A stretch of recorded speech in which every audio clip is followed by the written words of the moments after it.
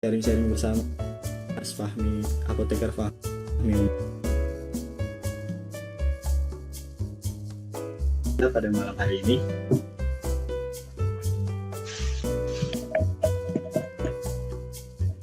Assalamualaikum apoteker Fahmi Humaidi. Waalaikumsalam.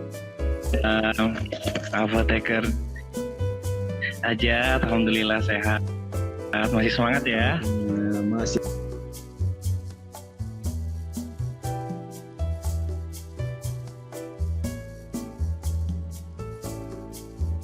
semangat dong di bulan puasa kan? Harus semangat terus. Ya Allah.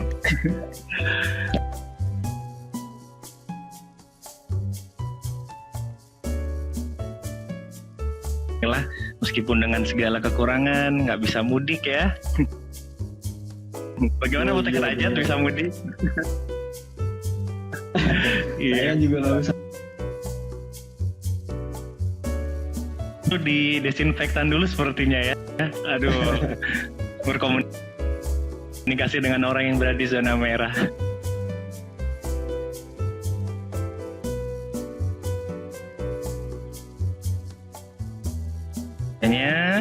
Ini acara yang diadakan oleh Cari Jamu ini insya Allah membawa manfaat, insya Allah bermanfaat. Nah, oleh karena itu teman-teman yang belum bergabung nggak usah ragu ya, daripada di rumah saja kan, dari kemarin di rumah saja. Lebih baik kita bincang-bincang urusan kesehatan. Nah, kali ini temanya adalah tentang herbal apa saja yang sebaiknya dikonsumsi ketika puasa. Ya, betul. Nah, sobat jamu, kalau biasanya kita mempelajari puasa kita kaitkan dengan urusan ibadah. Namun kali ini kita membahasnya dari dunia kesehatan. Asam lambung tinggi, kemudian mereka yang konsumsi obat-obat diabetes ya dalam jangka waktu panjang harus rutin, apakah terganggu dan lain sebagainya. Nah, sekarang kita kaji ini sedikit demi sedikit. Oke. Mungkin bisa diceritain dulu nih kayak manfaatnya puasa ini untuk tubuh kita seperti apa sih, apoteker Fahmi? Puasa, semuanya orang tahu ya kalau puasa itu menahan lapar dan dahaga serta hawa nafsu. Itu semuanya sudah hafal ya? Hafal, insya Allah. Kemudian kita bahas nih puasa dari segi kesehatan. Ada beberapa manfaat yang sangat bagus apabila tubuh kita melaksanakan puasa. Nah, jika kita tidak puasa, maka seluruh organ terutama organ pencernaan kita, sel-sel yang ada di dalam tubuh kita, khususnya di pencernaan kita, semuanya hanya bekerja terus-menerus. Nah, sehingga tidak ada waktu istirahat. Apalagi mereka yang doyan ngunyah, yang hobi dengan nyemil gitu ya. Nah, seperti narasumbernya sendiri, waktu puasa ini momentum lah untuk tubuh kita, untuk organ-organ pencernaan kita untuk beristirahat. Nah, ketika organ pencernaan kita beristirahat, maka di situ ada proses detoksifikasi. Nah, detoksifikasi itu apa? Pembuangan zat-zat yang beracun dari tubuh kita. Gitu, pembersihan. Dengan berpuasa maka akan terjadi proses detoksifikasi. Kaji lebih dalam lagi, kenapa kita harus berpuasa? Nah, kita kaji nih.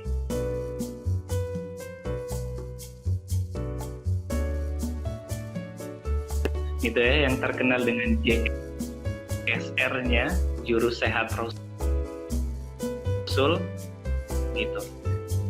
Ya, dalam beberapa kesempatan, sel-sel tubuh itu, sel-sel yang ada di dalam tubuh kita itu melakukan proses namanya apoptosis, atau sel-sel yang ada di dalam tubuh kita itu bunuh diri.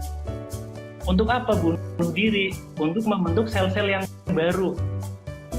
Gitu. Makanya kenapa orang yang berpuasa, yang rajin berpuasa Senin Kemis, kemudian ataupun puasa Daud, biasanya mereka terlihat lebih awet muda, gitu ya. Wajah mereka lebih apa? Karena sel-sel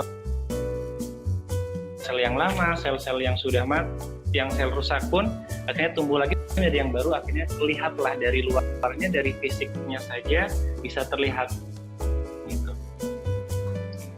Nah, belum lagi manfaat-manfaat yang lain gitu. Masih banyak lagi, tapi sepertinya cukup panjang kalau kita membahas puasa ini dari segi kesehatan. Nanti tema kita ini cukup prolog aja ya, seperti ini ya. Nanti kita akan bahas lagi Mas, buat lebih ke herbalnya ya, mungkin apa sih yang kira-kira bisa bermanfaat untuk kondisi kita saat puasa ini, gitu Mas. Jadi untuk selanjutnya mungkin kira-kira seperti apa tuh Mas untuk tanaman atau herbal yang bisa kita konsumsi pada saat bulan-bulan puasa seperti ini Mas, yang cocok lah. Oke. Baik gitu. Mas aja dulu ketika belajar puasa waktu kecil biasanya dikasih makan minum apa sama orang tua? Dulu dikasih teh manis aja sih Mas. Sudah pernah coba dikasih dengan madu atau belum? Kalau madu dulu nggak suka sih karena terlalu manis. Jadi saya sukanya yang nggak terlalu manis gitu. Oh kayak gitu. Mungkin Mas Ajat konsumsi madunya ketika itu di depan cermin kali ya, jadi rasa lebih manis ya. Bisa jadi Mas, bisa jadi. Dulu kayak saya belum seperti Mas, masih imut-imut, jadi nggak terlalu banyak ngaca sih. Oh gitu. Tapi puasa sampai maghrib ya, atau hanya puasa depan orang tua saja, di belakang langsung suri-suri gitu? Oh kalau itu mah ya kadang puasanya sampai maghrib. Kalau waktu kecil mah kadang cuma setengah hari gitu Mas. Namanya belajar ya. Iya, oke, nggak apa-apa. Saya juga sama gitu. Semuanya juga sama. Nah sekarang kita bahas nih, syukur-syukur untuk edukasi. Nanti kalau Mas Ajat sudah punya pasangan, syukur punya keturunan ya, amin. Nah, nanti bisa nih, ya nanti bisa diterapkan. Nah tadi saya tanyakan, pernah coba konsumsi madu atau belum ketika berpuasa? Nah pertama kita akan tuh Mas, madu digunakan ketika puasa itu. Madu itu merupakan wahyu ya, bukan wahyu dari Allah. Bahkan di dalam Al-Quran pun sudah sangat jelas tertulis di situ, memiliki manfaat kesembuhan, bisa dimanfaatkan untuk manusia, penduduk bumi. Itu sudah di Al-Quran pun sudah diterangkan. Nah zaman sekarang pun para ilmuwan pun juga sudah coba mensaintifikasi, artinya mengkaji secara ilmiah manfaat madu. Nah, sayangnya, gitu kan ya, sayangnya para kompetitor medis zaman sekarang gitu kan, madu itu ada campuran madu itu gitu. Padahal bagaimanapun juga namanya madu ya tetap lebih bagus daripada gula pasir. Setuju nggak Mas Ajat? Setuju. Sepertinya benar juga sih. Manisnya beda soalnya sama gula pasir. Iya. Kalau gula pasir itu dari sekian gramnya itu yang diserap menjadi kalori hanya kurang lebih hanya 30% saja untuk gula. Tapi nanti kalau madu gitu ketika masuk ke dalam tubuh, maka yang diserap menjadi kalori bisa lebih dari 80%. Tapi kalau sekali lagi kalau saya salah nanti dikoreksi gitu ya. Boleh dikomen kalau saya salah, dikoreksi ya teman-teman sobat jamu semuanya. Iya. Sambil belajar. Iya. Sama kita sama-sama belajar. Nah, Iya. tetapi pada dasarnya madu itu memiliki kandungan yang sangat komplit. Apa aja tuh Mas kandungannya? Nah, madu itu akan diserap menjadi tidak hanya menjadi kalori. Berbeda dengan gula pasir hanya menjadi kalori saja. Nutrisinya tidak ada. Maka timbunan-timbunan itu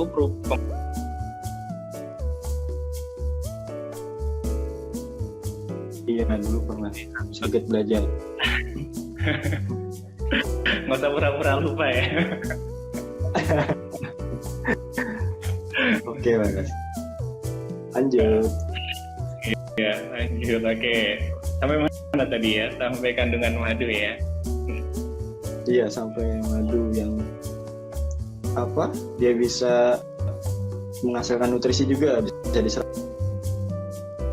Madu murni itu yang seperti apa?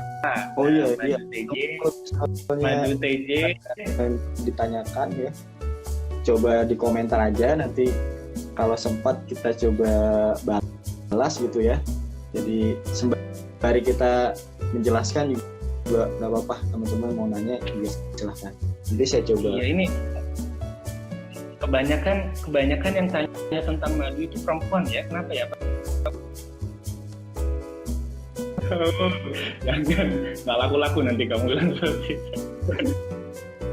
Oke Mas, nih ada yang nanya.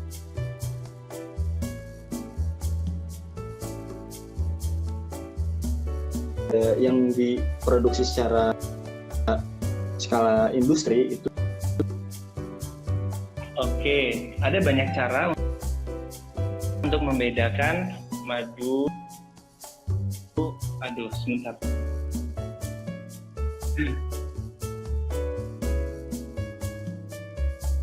Iya, maaf. Iya. Pertanyaannya tentang madu ya. Aduh. Iya. Iya, ini jatuh terus nih. Sebentar. Iya Mas. Iya. Terus dipegang terus sepertinya. Nah, madu. Mas aja tahu membedakan madu murni dan madu asli? Mungkin Belum, sudah Mas, pernah belum. dengar. Pernah Iya. dengar, cuman untuk membedakannya agak sulit Mas. Kadang kita melihat kan ada madu yang warnanya mungkin agak sedikit cerah, ada yang ternyata emang ini ada campuran lainnya. Gimana Mas untuk membedakan, untuk kita biar tahu lah ini madu asli atau sebenarnya yang warna hitam ataupun yang warna yang agak cerah, itu lebih baik yang seperti apa? Nah, sebentar ya. Mungkin Iya, ada boleh. pernah dengar madu asli dan madu murni. Nah, Oh iya. ayo bingung nggak? Madu asli dan madu apa beda? Mungkin iya, Ada sama yang tahu jamu ada mungkin yang sobat jamu? membedakan madu asli dan madu murni. Iya. Madu asli. Jadi saya paham gitu ya, saya tahu. Terus nanti kalau kita diskusi sama-sama di sini ya Mas Ajad ya. Iya, betul. Boleh. Jadi kalau madu asli itu, madu asli sama madu murni sama-sama bagus ya. Kalau cuma bedanya ya, madu asli itu dia diambil langsung dari alam. Jadi sarang lebahnya itu biasanya di hutan ataupun di pohon-pohon tertentu. Nah itu madu asli. Jadi lebahnya itu diternak gitu, jadi diambil di para peternak. Meskipun madunya ya murni, dikatakan murni memang murni, tetapi lebah itu diambil dari peternak lebah yang memang sengaja untuk diambil madunya. Seperti itu.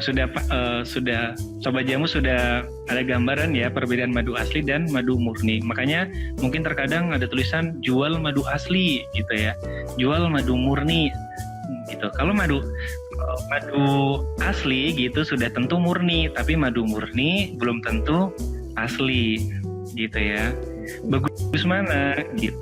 Kalau dari jelajah lebahnya tentunya bagus yang madu asli karena masih dari alam gitu. Beda dengan madu murni. Madu murni makanya biasanya di situ hanya dituliskan madu kelengkeng gitu kan. Madu rambutan. Nah, berarti artinya hanya ada diternakan di pohon rambutan saja, di pohon kelengkeng saja, duren, madu duren. Nah, kalau madu asli nggak seperti itu. Jadi tergantung lebah itu berterbangan sampai mana, seperti itu ya. Nah, itu artinya semakin banyak bunga yang dihisap, itu artinya madunya kualitasnya semakin bagus. Gitu. Makanya biasanya makanya itu yang membedakan kenapa madu asli biasanya tuh harganya lebih mahal daripada madu murni.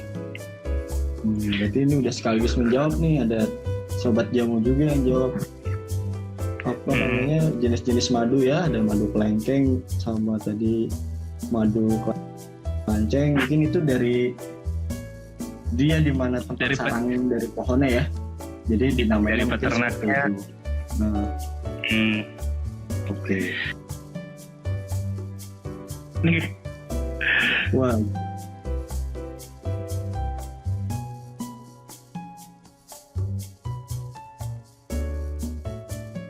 Gitu ya. Oh ya, maaf ya saya terlanjur menyebutkan. Iya, nggak apa-apa. Oh, nggak apa-apa. Gitu. Gitu kan ya. Gitu. Biasanya BP POM ataupun BP POM itu memberikan batasan-batasan untuk kadar-kadar tertentu gitu. Nah, itulah biasanya batasan-batasan itu yang harus dipenuhi oleh industri untuk memproduksi suatu produk. Misalnya madu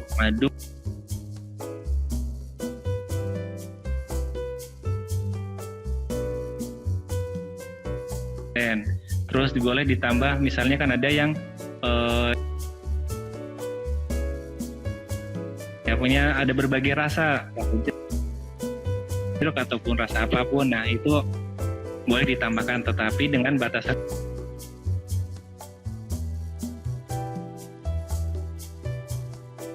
ya murni. Oke. Kita ini ada pertanyaan lagi. Ini madu asli berarti bisa dikatakan madu hutan ya Kak? Katanya gitu. Ambilnya biasanya di hutan, maka dikatakan sebagai madu asli gitu, ataupun madu hutan. Makanya oh gitu, makanya rasanya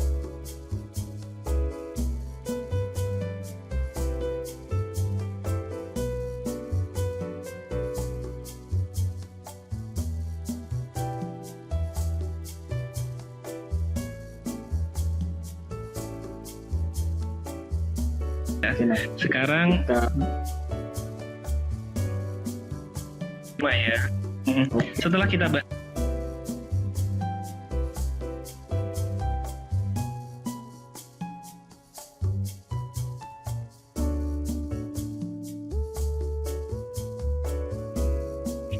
kenapa itu Mas? Bisa setelah sahur dia bermanfaatnya. Iya, karena biasanya ketika orang bangun sahur itu kan masih ngantuk, masih malas, masih ibaratnya untuk untuk menelan nasi aja pun sepertinya masih malas gitu. Apalagi yang dia yang harus begadang sahur, karena untuk apa? Untuk kebutuhan nutrisi selama 1 hari nanti dia berpuasa. Nah, maka berpandai-pandailah nih yang mungkin tidurnya malam, banyak kesibukan, insya Allah bisa menjadi solusi gitu. Daripada tidak sahur sampai dia akan menjadi masalah. Kalau sampai lambung ya. Kalau sampai nanti lambung kosong gitu kan, nanti lambung akan mulai mengiritasi lambung sehingga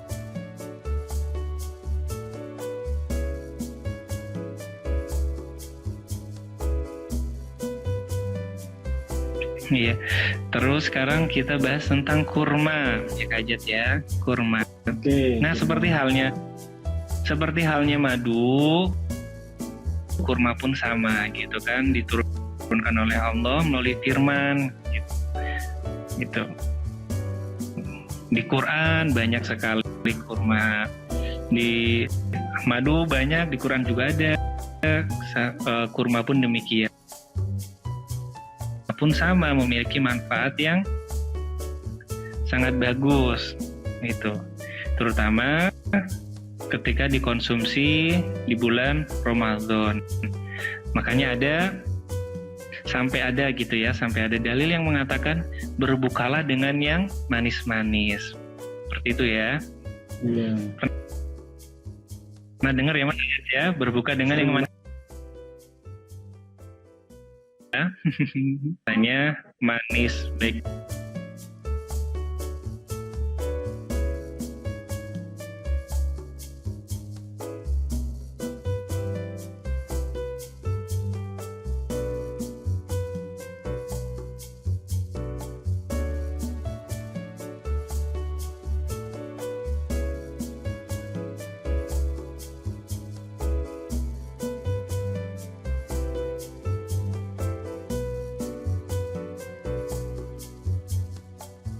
Madu mungkin kerasa ada yang kurang karena kita hanya madu bentuknya cairan gitu ya. Wah, ini belum kenyang nih, belum mantap nih gitu. Tapi berbeda dengan kurma gitu. Kurma itu sejenis buah, juga bisa kita kunyah. Jadi ada sensasinya ya, timbang madu ya. Iya. Gitu. Nah, kurma itu pun banyak jenisnya, ada kurma tunis, ada kurma ajwa, ada kurma apa, semuanya bagus, memiliki manfaat. Hanya kurma insya Allah tetap bermanfaat. Gitu. Secara garis besar kurma itu dibedakan menjadi dua, kurma kering ataupun kurma basah. Nah, kalau sarinya kurma gimana? Nah, beda lagi sari kurma.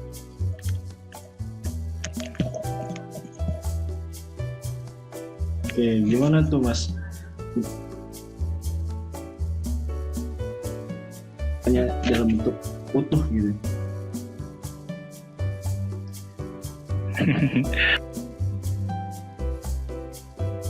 Sebenarnya sari kurma itu hadir diproduksi untuk menjawab ataupun orang-orang yang kurang suka dengan kurma ataupun malas mengkonsumsi kurma. Nah, malas ngunyah kurma gitu ya Mas.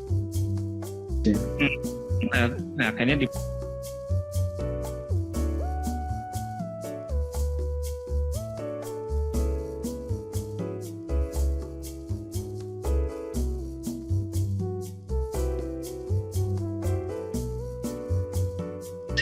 sari kurma. Oke. Sebentar Mas Ajat, sepertinya ada sobat jamu yang pertanyaan saya dijawab dong. Nah, coba kita lihat. Ya, ini ada pertanyaan, kenapa makan kurma setelahnya kayak sakit tenggorokan tuh Mas tadi?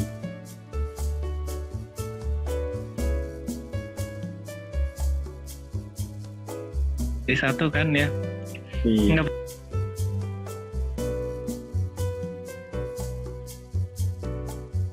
Mbak Endresa tadi itu makan kurmanya. Oke, harusnya nggak tahu. Biar iya betul. Yang ketika masuk makanan.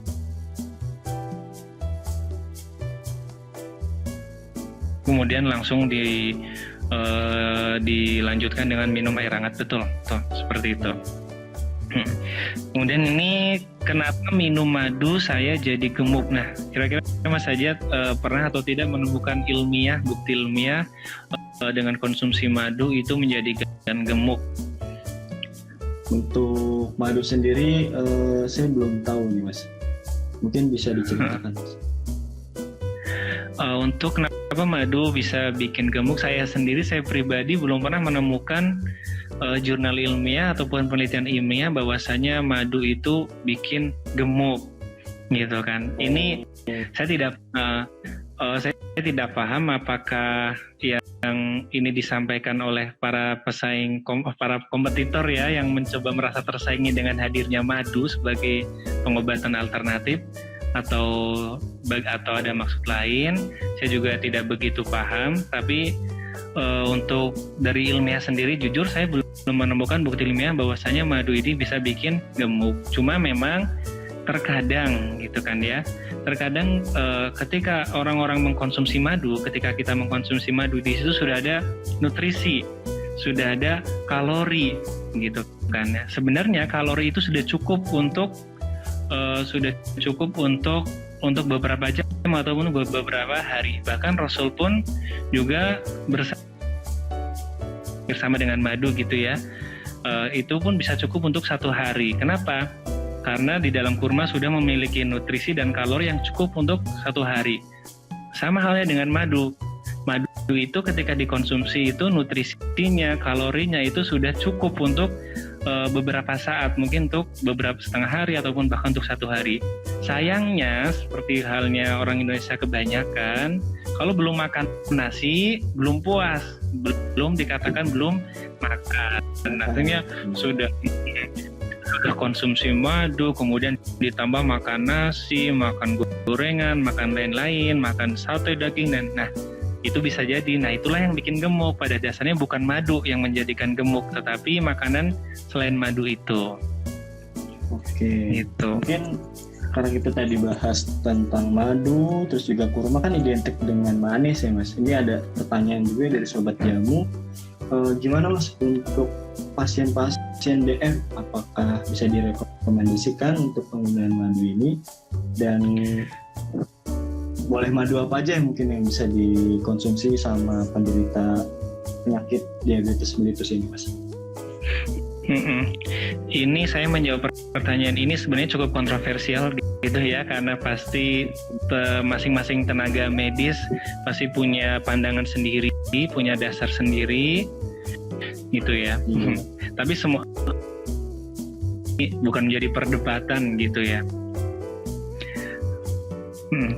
Jadi untuk sebenarnya untuk diabetes itu sendiri mengkonsumsi madu meskipun manis, menurut saya gitu ya, saya tidak mengatakan menurut Cari Jamu atau menurut siapa gitu, menurut saya pribadi ya, ini jawaban murni dari saya pribadi, itu sebenarnya tidak masalah mengkonsumsi madu sebenarnya, karena kadar gula yang di situ nanti jadi ketika orang kena diabetes mellitus itu organ yang terjadi kerusakan adalah pankreas. Gitu. Pankreas di situ ada hormon insulinnya. Insulin itu fungsinya mengubah zat gula menjadi atau glukosa menjadi glikogen. Betul begitu ya Mas Sajat ya? Ya, betul. Nah, sedangkan glikogen dari insulin, jadi fungsi hormon insulin mengubah glukosa menjadi glikogen. Nanti dari glikogen itulah yang nanti akan atau istilahnya energi lah Mas ya, buat kita bisa beraktivitas gitu. Kalori ataupun energi gitu ya. Iya. Nah, sedangkan pada madu sendiri itu kadar gulanya menurut saya itu meskipun manis itu bukan glukosa gitu. Jadi ada kadar gula lain, fruktosa atau apa gitu, sejenis gula tapi bukan dari glukosa. Ya, selain itu gitu ya. Ini mungkin jawaban saya agak kontroversi, tapi mungkin Sobat Jamu yang lain punya pendapat lain tentang ini gitu ya. Intinya daripada melebar kemana-mana, intinya menurut saya pribadi untuk madu itu tidak masalah untuk bagi para penderita diabetes, karena di situ madu itu tidak memerlukan hormon insulin untuk mengubahnya menjadi energi gitu. Nah, tapi sekarang ada madu yang memang lebih baik, lebih cocok untuk para penderita diabetes. Nah, madu yang rasanya pahit itu biasanya ya karena diambil karena lebah tersebut hinggap di pohon-pohon yang menghasilkan buah pahit seperti biasanya sambiloto, Androgaphis paniculata kalau nggak salah namanya ya. Iya, nama lainnya. Iya, nama kerennya Androgaphis paniculata.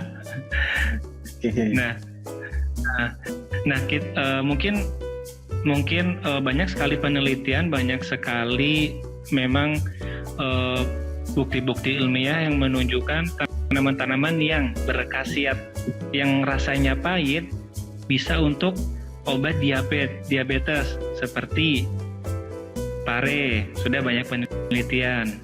Terus ada brotowali. Terus ada termasuk sambiloto itu sendiri. Gitulah. Nah, yang rasa pahit itu menjadi penyerang penyakit diabetes mellitus. Nah, adapun madu pahit itu hadir memang sudah dikombinasi dengan tanaman-tanaman yang memang tanpa adanya madu pun sudah memiliki manfaat untuk diabetes mellitus. Nah, sekarang ditambahkan madu, jadi manfaatnya akan semakin baik. Gitu. Itu pun sebenarnya juga sama untuk hadir untuk ya madu pahit hadir untuk para penderita diabetes yang ingin mengkonsumsi madu. Begitu. Oke. Mungkin ada tanaman atau herba lain Mas yang mungkin bisa bermanfaat juga untuk kesehatan kita ketika puasa selain tadi madu dan juga ada kurma. Mungkin kita tambahin satu lagi nih biar genap 3 biar ganjil 3 ya. Sudah bahas cukup menarik ya sebenarnya. Ini kalau Sobat Jamu bisa bersuara, sepertinya semuanya akan bersuara protes. Wah, nggak seperti itu, kayak gitu ya. Ya. Nah, kemudian kita akan bahas daun kelor. Nah, daun kelor ini memang sedang naik daun, sedang booming. Bahkan di Amerika pun dijuluki sebagai the miracle food, gitu, the miracle tree, gitu, pohon keajaiban karena memiliki manfaat, memiliki fungsi baik farmakologi, non farmakologi, baik secara segi kesehatan ataupun segi lain, gitu. Nah, kenapa daun kelor? Apa kaitannya daun kelor? Bukannya daun kelor itu untuk anti kanker, bukannya daun kelor itu antivirus, untuk anti apa? Nah, ini untuk daun kelor, gitu. Teman-teman semuanya sudah pernah lihat, Sobat Jamu semuanya sudah pernah lihat bagaimana bentuk daun kelor? Daun kelor, daunnya kecil-kecil. Iya. Sebenarnya kalau googling udah pada tahu semua, Mas. Sudah pada tahu semuanya ya. Nah, daun kelor itu bisa menjadi alternatif khususnya gitu ya. Khususnya ketika di masa-masa pandemi seperti ini. Kenapa? Karena dia memiliki manfaat virus. Nah, untuk ketika kita puasa sendiri sangat bagus konsumsi daun kelor. Dengan cara apa? Ya kita masak saja, seperti halnya sayur bening. Nah, itu sangat bagus untuk kesehatan kita, gitu. Nah, sehingga ada karena memiliki antioksidan yang tinggi, antivirus yang tinggi, yang bagus, sehingga nanti dengan berpuasa bukannya kita gampang sakit, bukannya kita jadi lemah, tetapi malah kita menjadikan semakin kebal. Itu manfaat daun kelor. Bagaimana cara konsumsinya? Yaitu tinggal dimasak, kemudian kita masukkan jadikan ini ya sayur bening. Lebih bagus lagi ditambah tanaman lain, bisa seperti gambus, oyong ataupun yang lainnya. Itu semuanya memiliki manfaat yang sangat bagus untuk kesehatan kita. Gitu, kita makan, lidahnya merasakan yang enak, dan itu tubuh pun gitu kan, tubuh pun juga enak. Selama ini kan kita cenderung obat ataupun apa jamu itu kan rasanya tidak enak. Gitu kan, rasanya tidak enak tapi kita butuh. Nah, beda dengan daun kelor, kalau kita masak menjadi sayur tentu akan menjadi sajian yang nikmat, apalagi berbuka ya. Berbuka kan makan apa saja enak. Nah, begitu ya Mas Ajat ya. Betul Mas, betul. Coba kita kaji lagi, mungkin ada pertanyaan yang belum terjawab.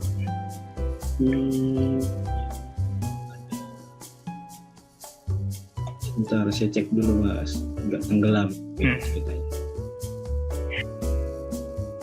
Dari tim sudah mencoba menjawab. Beberapa jurnal mengatakan madu bisa menambah nafsu makan. Jadi di beberapa case direkomendasikan untuk anak-anak yang susah makan maupun mengalami stunting, gizi buruk.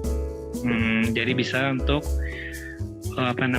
bisa menambah nafsu makan gitu. Tapi yang bikin gemuk sekali lagi bukan madunya, tapi karena makanan-makanan yang dikonsumsi oleh tersebut. Oke, ini ada pertanyaan dari Mas Rudi. Ini herbal untuk penyakit mah Mas. Ini kan juga banyak iklan obat-obat mah ya, di bulan puasa ini lagi booming banget.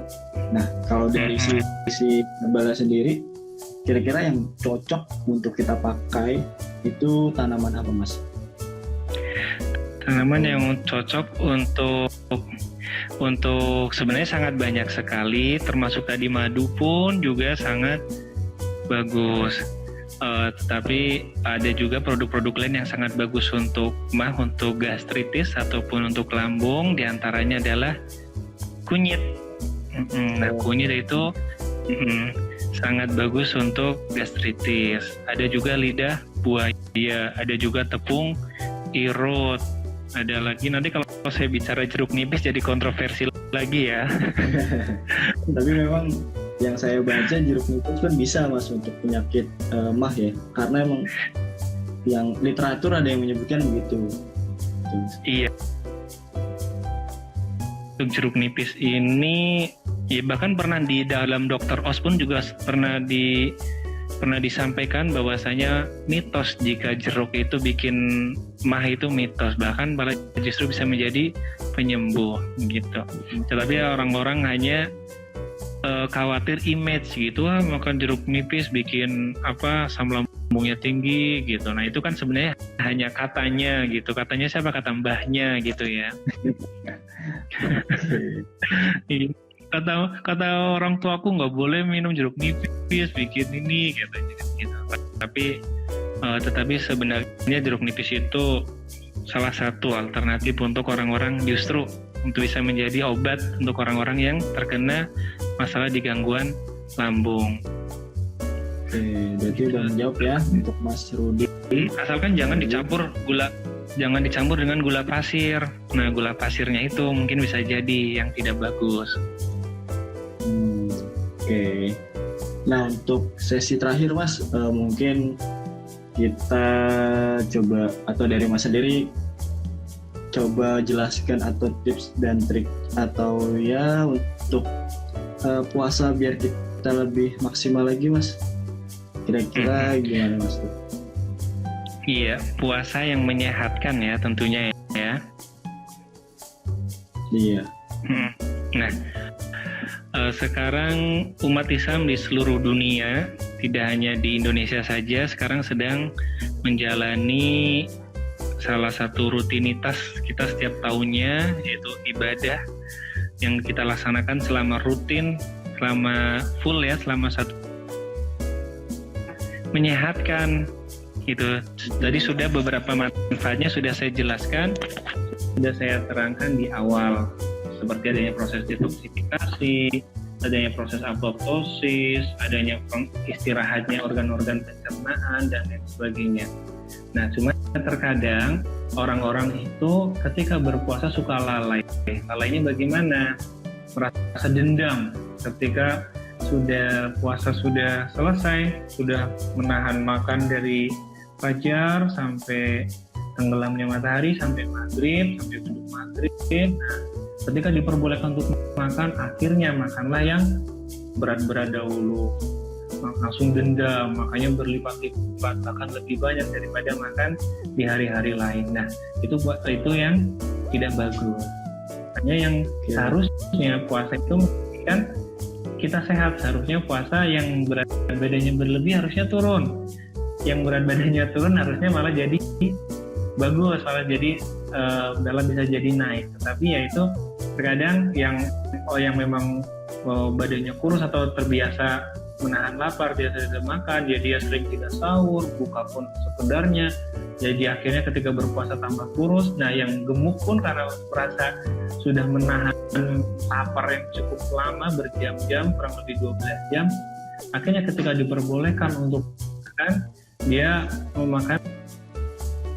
Harusnya gitu, tubuh kita baru puasa, organ kita baru saja beristirahat gitu. Ketika beduk maghrib, ketika kita sudah diperbolehkan untuk mengkonsumsi suatu makanan, maka pilihlah makanan yang memiliki serat yang tinggi gitu. Sesudah kita membatalkan, bukalah dengan yang manis-manis. Di Indonesia biasa dengan teh hangat, teh manis, atau sebaiknya dengan kurma ataupun buah-buahan lainnya yang manis, itu yang memiliki serat tinggi. Nah, jangan langsung makan makanan yang berat, jangan langsung makan nasi, jangan langsung makan gorengan, apalagi biasanya ada buka bersama ya, langsung makan ayam, makannya ikan dan lain sebagainya. Protein tinggi, karbohidrat tinggi, lemak tinggi, padahal tubuh baru saja berpuasa, baru saja beristirahat, disuruh kerja berat lagi. Iya, Mas. Akhirnya ya sudah, yang tadinya sudah beristirahat, sudah baik, sudah benar, tiba-tiba harus bekerja berat lagi, ya akhirnya tertimbun, bahkan menjadikan kita puas. Seharusnya ketika kita sudah mengkonsumsi suatu makanan, harusnya menjadi energi, menjadi nutrisi gitu ya, menjadi semangat, bukan menjadi lemas. Nah, kebanyakan orang terlalu banyak makan, akhirnya nanti ketika sholat taraweh kemangganan itu yang tidak disarankan, tidak direkomendasikan. Begitu saja. Ada lagi yang ingin disampaikan, yang ingin dibahas? Terakhir mungkin tadi ada pertanyaan dari Sobat Jamu untuk produk jamu sendiri. Ini sebentar saya coba cari ya.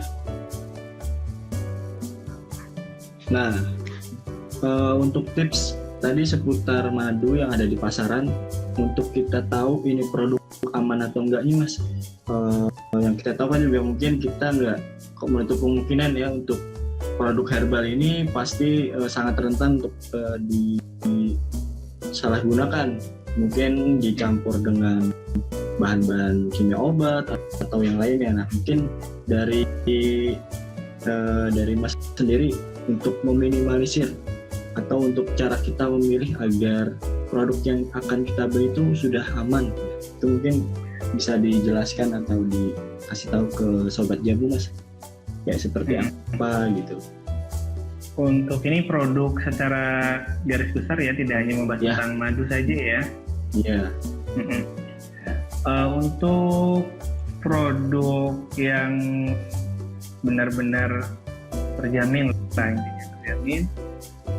kita paham bahwasanya di Indonesia itu sebenarnya untuk menjadikan suatu produk itu bisa dipasarkan, bisa diedarkan di masyarakat, itu memerlukan proses yang cukup panjang. Ada izin edar dari BP POM.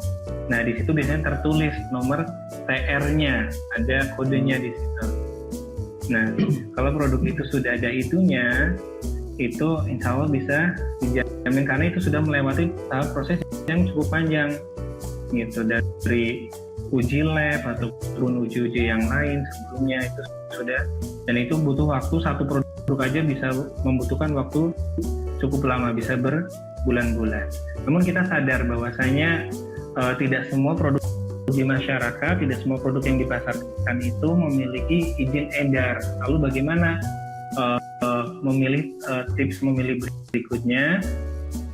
Gitu, kita cari sumber yang terpercaya. Gitu. Seperti apa? Sumber dari perusahaan-perusahaan yang terpercaya. Gitu. Misalnya cari jamu itu kan tentunya yang memang mencoba menggeluti di dunia jamu. Gitu. Mungkin Mas Ajar bisa dijelaskan produk-produk dari cari jamu. Ya mungkin tambahan sedikit untuk tips membeli produk yang aman. Yang pertama, teman-teman sobat jamu harus membelinya di apotek mungkin gitu ya, atau di sarana fasilitas kesehatan yang sudah berizin. Nah, contohnya apotek gitu. Jadi teman-teman coba berkunjung ke apotek. Di dalam apotek itu insya Allah nanti barang yang dijual, barang yang disediakan itu sudah terbukti aman, dari segi izin edarnya sudah lengkap, kemudian dari supplier dari yang terpercaya begitu. Jadi untuk teman-teman sobat jamu mungkin bisa mulai dari sekarang membeli produk herbal ataupun obat-obat lain dari sumber terpercaya, yaitu apotek, atau bisa ke rumah sakit yang ada apoteknya atau pokoknya yang ada berbau apotek gitu. Nah mungkin itu. Oke, untuk sesi terakhir mungkin seperti itu. Dan untuk teman-teman yang mungkin terima kasih juga untuk Apoteker Fahmi Humaydi ya, karena sudah berkenan sharing ilmunya pada malam hari ini dengan topik herbal bulan puasa gitu ya.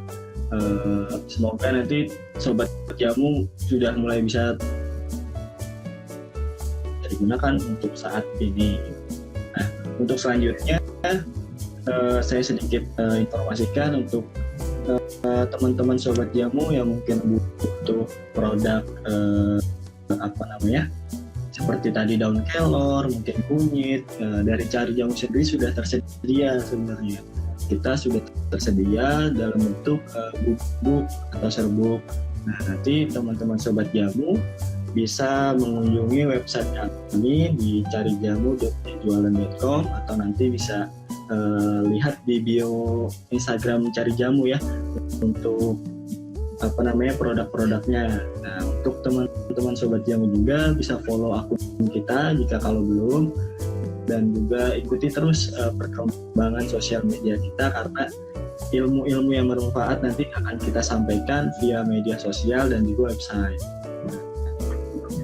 Mungkin untuk sesi malam ini cukup kita sampai di sini dulu ya, untuk herbal yang mungkin lebih bermanfaat gitu ya untuk kondisi-kondisi tertentu di next time ya. Nanti kalau misalnya ada kritik dan saran dari teman-teman bisa langsung DM IG Cari Jamu aja, nanti akan kita follow up. Terima kasih untuk sobat jamu yang sudah menonton dari awal hingga akhir. Kalau misalnya belum sempat nonton secara lengkap, nanti ini live-nya bisa disimak lagi di Instagram kami, nanti akan kita save gitu ya. Nanti sewaktu-waktu teman-teman mau lihat lagi bisa lihat di Instagram kita. Mungkin itu dulu Mas Fahmi, terima kasih banyak atas sharingnya pada malam hari ini. Sobat jamu juga terima kasih mengingat waktu jam kita berbincang ya. Iya, semoga kondisi wabah ini segera berakhir sehingga kita tidak hanya diskusi via online saja, tapi bisa offline, bisa bertatap muka langsung dengan sobat jamu semuanya. Amin. Semoga wabah ini bisa cepat terselesaikan. Jangan lupa untuk di rumah aja. Kalaupun tidak bisa di rumah, coba pastikan teman-teman keluar harus menggunakan masker, dan juga ketika